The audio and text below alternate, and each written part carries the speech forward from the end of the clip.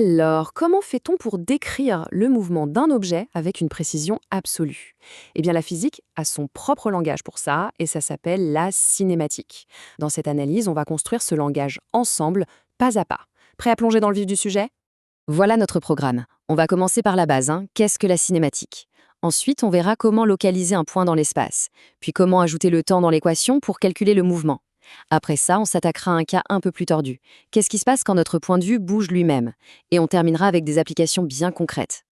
Allez, on attaque la première partie. Parce qu'avant de vouloir décrire des mouvements super complexes, il faut déjà qu'on soit tous d'accord sur les règles du jeu. C'est la question fondamentale. Prenez un avion qui passe au-dessus de nos têtes. Comment est-ce qu'on peut communiquer sa position, sa vitesse, sa trajectoire sans qu'il y ait la moindre ambiguïté? C'est exactement ce problème que la cinématique vient résoudre. Voilà la définition officielle. Le point crucial, la chose à retenir, c'est cette petite partie sans tenir compte des causes. En gros, la cinématique, c'est le comment du mouvement, pas le pourquoi. On décrit la trajectoire, la vitesse, mais on ne se demande pas quelle force pousse l'objet. C'est une description purement géométrique. Et la toute première règle, le point de départ de tout, c'est qu'une description n'existe pas dans l'absolu. Elle dépend toujours d'un point de vue. En physique, ce point de vue, on appelle ça un référentiel. C'est notre cadre, notre ancre. Tout mouvement est toujours décrit par rapport à quelque chose. On passe à la suite. Ok, on a choisi notre référentiel, notre point de vue. Maintenant, comment on fait pour localiser de façon hyper précise un objet à l'intérieur de ce cadre? Alors, le système le plus connu, le plus intuitif, ce sont les coordonnées cartésiennes. Pensez vraiment à un quadrillage, mais en 3 dimensions. On a un axe X, un axe Y et un axe Z. Avec ces 3 nombres, on peut donner une adresse unique et précise à n'importe quel point dans l'espace. Mais pour un objet qui tourne, le système cartésien peut vite devenir un vrai casse-tête. C'est là qu'on utilise plutôt les coordonnées cylindriques. L'analogie, c'est le radar. Il a besoin d'une distance par rapport à l'axe central, qu'on appelle ρ, d'un angle, θ, et d'une hauteur, h. C'est beaucoup plus simple pour décrire une rotation. Et si le mouvement se passe sur une sphère, comme un satellite en orbite autour de la Terre? Là, on passe aux coordonnées sphériques. C'est un peu le même principe que le GPS. On a une distance par rapport au centre, r, et puis 2 angles, θ et φ, qui sont en fait l'équivalent de la latitude et de la longitude. Donc, pour résumer ce point qui est vraiment important, le choix du système de coordonnées, ce n'est pas anodin. Il n'y en a pas un qui est meilleur qu'un autre. On choisit simplement le bon outil pour le bon travail. C'est une question de bon sens pour se simplifier la vie. On attaque la 3e partie.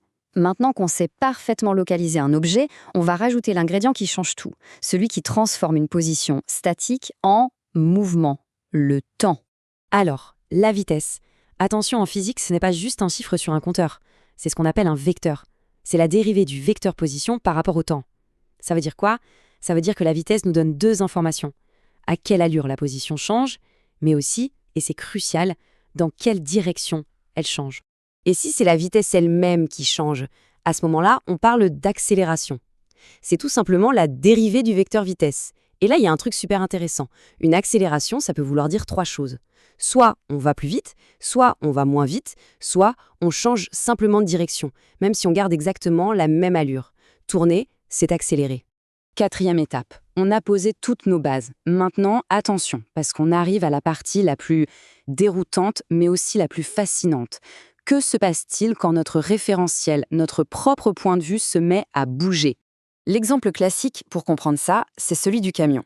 Imaginez une personne qui marche tranquillement sur la remorque d'un camion qui, lui, est en train d'avancer. Pour quelqu'un assis dans le camion, la personne se déplace, point.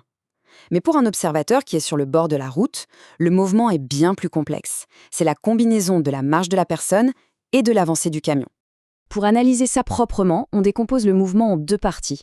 D'un côté, on a la vitesse relative. C'est la vitesse de la personne par rapport à son environnement direct, le camion. De l'autre, on a la vitesse d'entraînement. C'est la vitesse de cet environnement, donc le camion, par rapport au sol. Et ce qui est génial, c'est que la règle est d'une simplicité enfantine. La vitesse absolue, celle que voit l'observateur sur le bord de la route, c'est tout simplement la somme de la vitesse relative et de la vitesse d'entraînement. C'est la loi de composition des vitesses. Ce principe a une version mathématique un peu plus générale, surtout quand ça se met à tourner.